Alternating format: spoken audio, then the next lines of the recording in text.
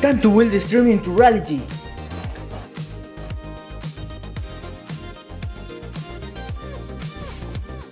But look at this!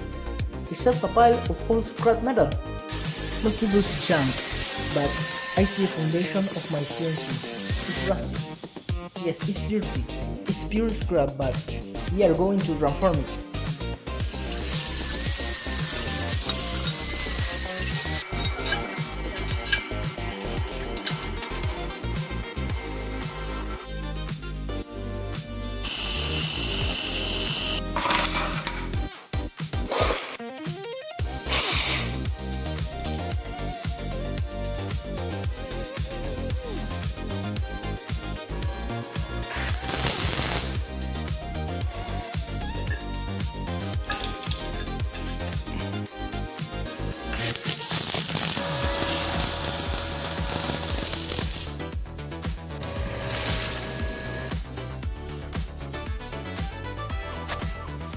The base is finally done, from scrap metal to a rock-solid foundation.